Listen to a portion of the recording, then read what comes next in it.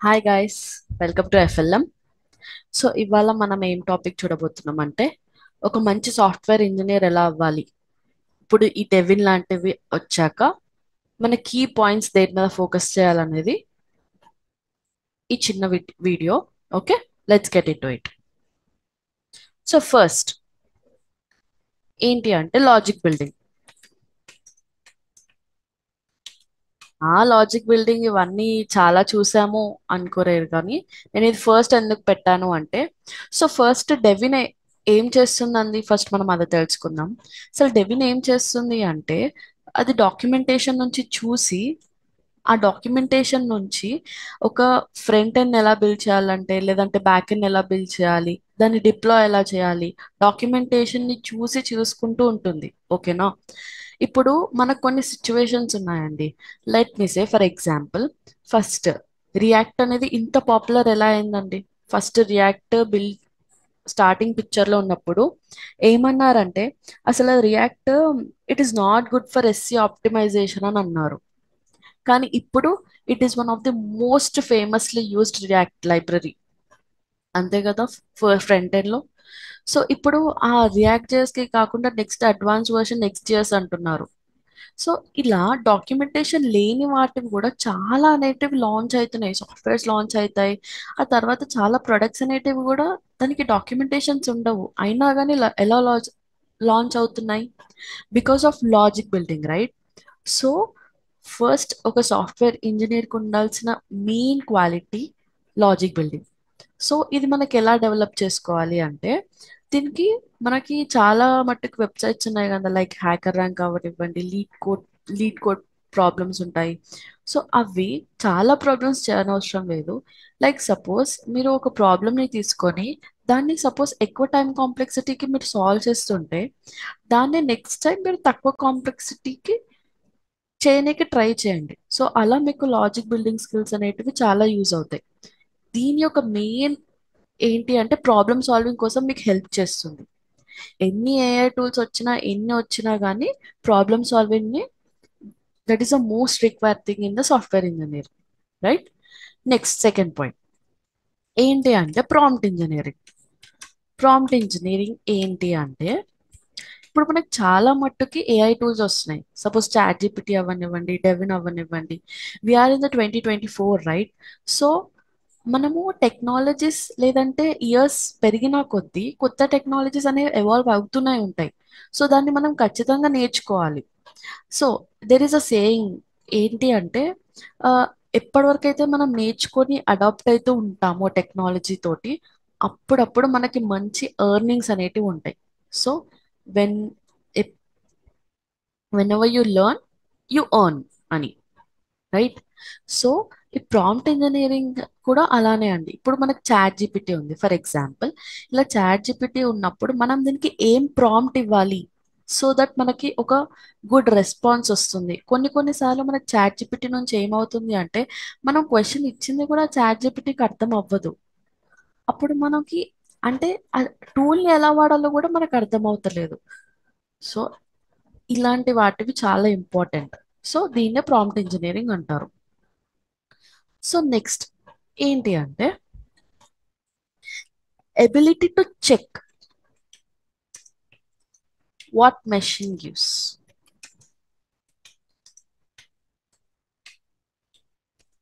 ఇది ఏంటి అంటే ఇప్పుడు సపోజ్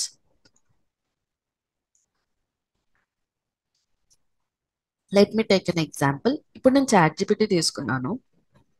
సో నేను ఇక్కడ ఒక ప్రాంప్ట్ ఇస్తున్నాను, give me an SQL query such that I can fetch some data from table. ఇలా అని నేను క్వెరీ ఇచ్చాను అండ్ పాస్ చేశాను. ఓకే, ఇప్పుడు ఇది నాకు ఒక క్వెరీ.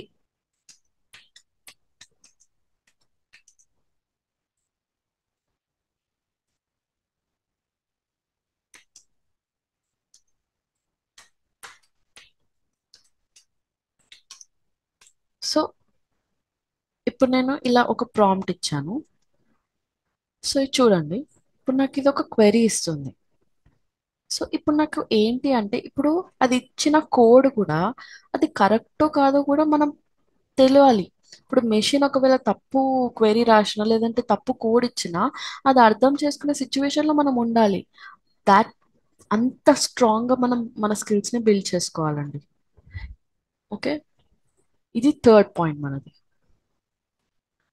నెక్స్ట్ ఏంటి అంటే fourth point, application flow.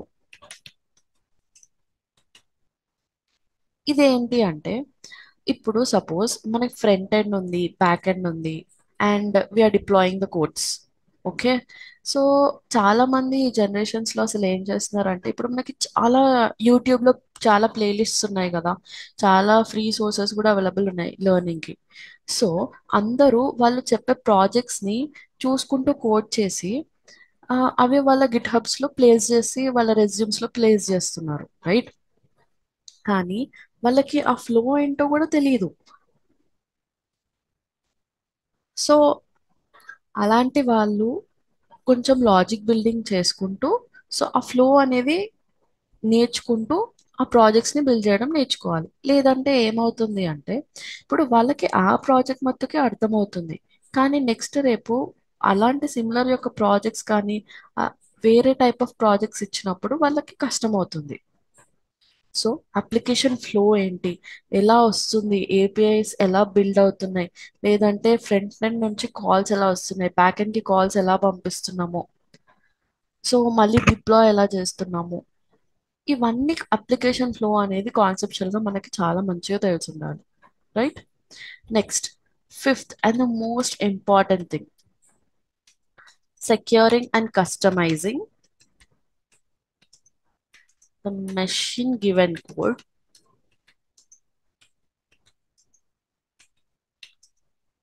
According to business requirement. ఇదేంటి అంటే ఇప్పుడు ఏఐ కానీ ఇప్పుడు ఏం చేస్తుందండి, ఎక్కడో మనం ఇచ్చిన ప్రాంప్ట్ ఎక్కడో మ్యాచ్ అవుతే దాని యొక్క కోడ్ తీసుకొచ్చి మనకు చూపిస్తుంది, రైట్? లేదంటే అది కొన్ని వెబ్సైట్స్ నుంచి తీసుకొని వస్తుంది.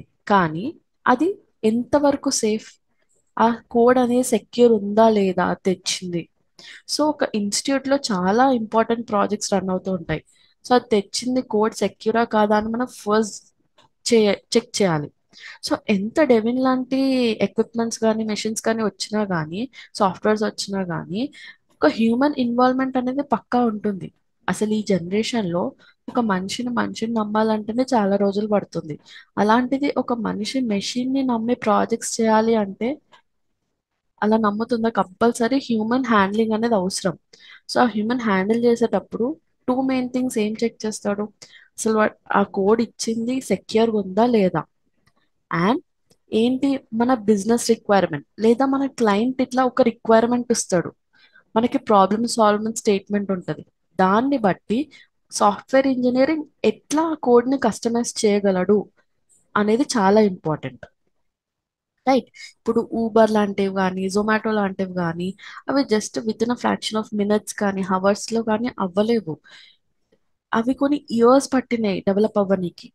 ఓకే, సో ఈ కీ పాయింట్స్ అనేటివి మనం గుర్తు పెట్టుకుంటే ఎనీథింగ్ మనం చేయగలుగుతాం. Even this Devin requires human handling. So these are the five simple steps which will make you apart from other software engineers. Okay. So if you like such type of contents, please hit the like button and subscribe to our channel. Thank you.